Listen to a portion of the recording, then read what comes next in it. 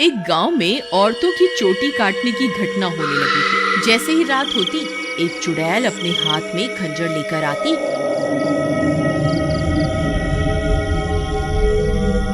और जो भी औरत उसे सोती हुई मिलती, वह चुड़ैल उसकी चोटी काट कर वहां से चली जाती। किसी को ये समझ नहीं आ रहा था कि ऐसा क्यों हो रहा है। फिर एक दिन, अरे भगवान, अपने बालों को छुपा कर रखो।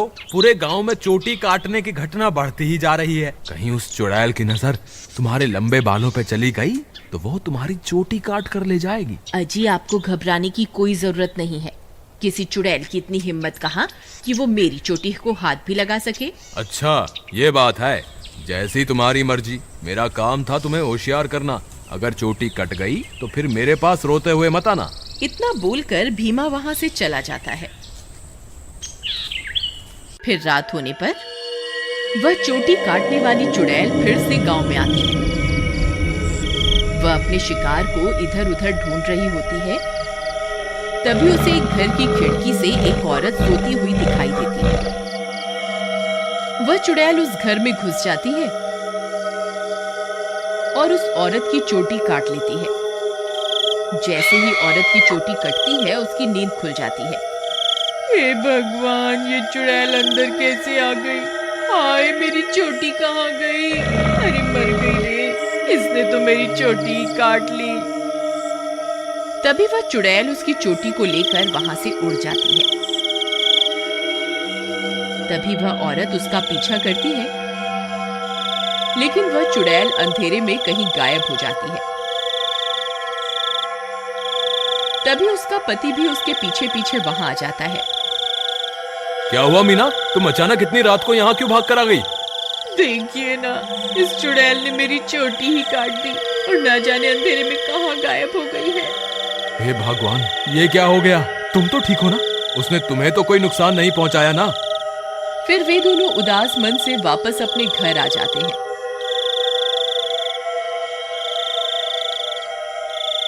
अगले दिन सुबह होने पर मीना की चोटी कटने की बात पूरे गांव में फैल जाती है। सब लोग उस चुड़ैल के बारे में बातें कर रहे होते हैं। फिर भीमा को अपनी पत्नी की फिक्र होती है, तो वह अपने घर की ओर चल देता है।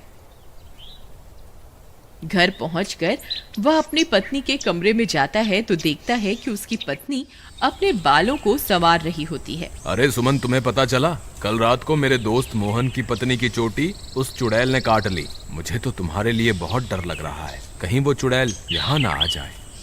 अजी, हमें घबराने की कोई जरूरत नहीं। आप डरिए मत, मुझे कुछ नहीं होगा। सुमन, तुम्हारे बाल तो दिन ब दिन लंबे ही होते जा रहे हैं। पहले तो ये इतनी तेजी से नहीं बढ़ रहे थे। ये अचानक से इन्हें क्या हो गया? अजी, मैं अब अपने बालों की कुछ ज्यादा ही देखभाल कर रही हूँ ना, इसलिए। ठीक है, ठीक है, तुम अपना ख्याल रखा करो। मैं अपने दोस्त मोहन से मिलकर आता हूँ।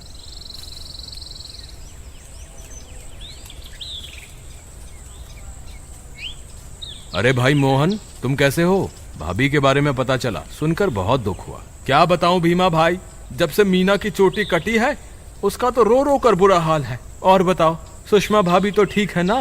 अब तुम्हें भाभी का बहुत ज्यादा ख्याल रखना होगा, कहीं चुड़ैल उन्हें अपना अगला शिकार न बना ले। तुम सही कहते हो भाई, मुझे भी बहुत फिक्र हो रही है। ठीक है, अब मैं चलता हूँ। तुम अपना और मीना का ध्यान रखना। फिर इतना बोलकर भीमा वापस अपने घर आ जाता है।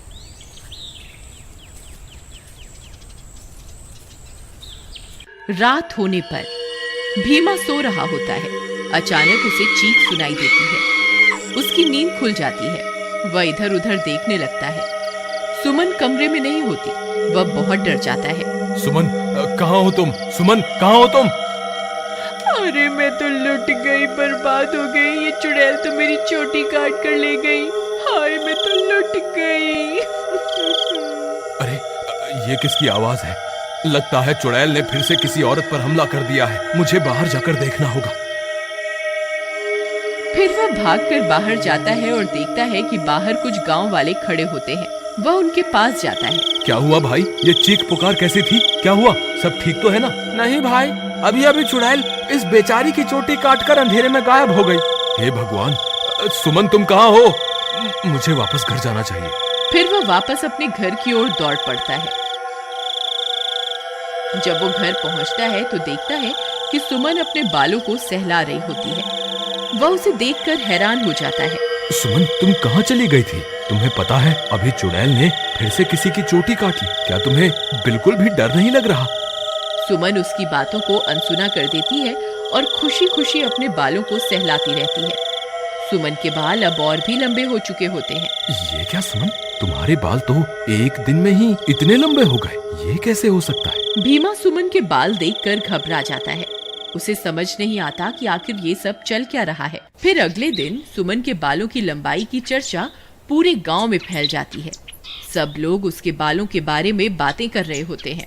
अरे भाई, जब जब चुड़ैल किसी की चोटी काटती है तब तब भीमा की पत्नी के बालों की लंबाई बढ़ जाती है। मुझे तो लगता है भीमा की पत्नी ही चोटी काटने वाली चुड़ैल है। भीमा उन सारे गांव वालों की बातें सुन रहा होता है। उसे कुछ समझ नहीं आता कि वह अब क्या करे। फिर वह अपने दोस्त मोहन के पास मदद मांगने जाता है। मोहन भाई, मुझे लगता है सुमन ही चुड़ैल है जो गांव में सबकी चोटी काट रही है। तुम ऐसा क्यों कह रहे हो भाई? भाई, जब जब किसी की चोटी कटती है तब तब सुमन की बालों की लंबाई बढ़ जाती है। और कल जब चुड़ैल का हमला हुआ तब सुमन अपने बिस्तर पर भी नहीं थी, फिर अचानक पता नहीं कहां से आ गई। अगर ऐसा है तो हमें कुछ ना कुछ करना होगा। तुम आज रात को सोने का नाटक करना, फिर जैसे ही भाभी घर से निकले तुम उसका पीछा करना, तब दूध का दूध और पानी का पानी हो जाएगा। मोहन भाई, तुम भी मेरे साथ मेरे घर चलो, तुम वहीं छुप जाना, फिर हम इसे रंगे हाथों पकड़ेंगे। ठीक है, चलो फिर।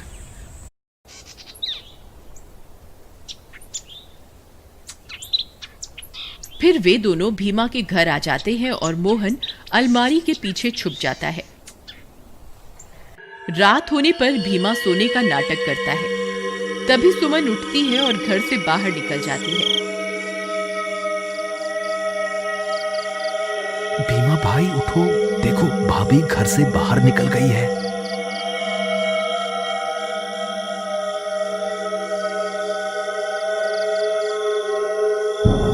सुमन थोड़ी दूर जाते ही चुड़ैल में बदल जाती है और अपने शिकार की तलाश करने लगती है।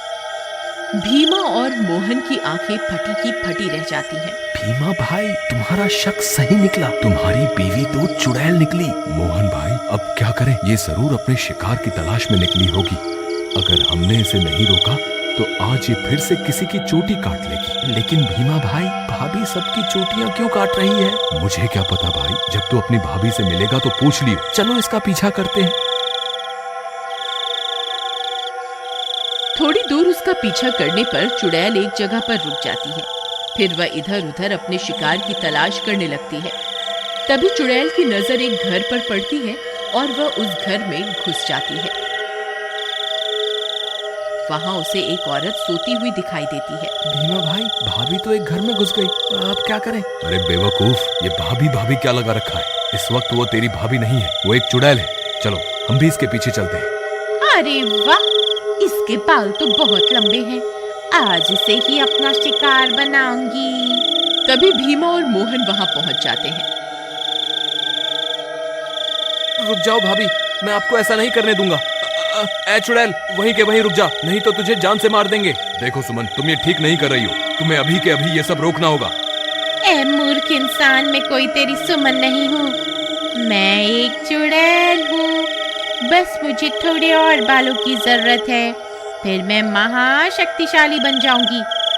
फिर हर तरफ सिर्फ मेरा ही राज होगा। भीमा भाई, तुम इसे बातों में उलझाओ, मैं पीछे से जाकर इसकी चोटी काट दूंगा। फिर भीमा चुड़ैल को अपनी बातों में उलझाता है। तभी मोहन चुपके से चुड़ैल के पीछे पहुंच जाता है और उसकी चोटी काट देता है। अरे मर गई रे, ये तूने क्या कर दिया? मेरे सारे कराए पर पानी फेर दिया। चोटी कटते ही चुड़ैल की सारी शक्तियां खत्म हो जाती हैं और सुमन चुड़ैल के चंगुल से आजाद हो जाती है। अरे भाभी, आप वापस आ गई? मोहन भैया, आपका बहुत बहुत धन्यवाद।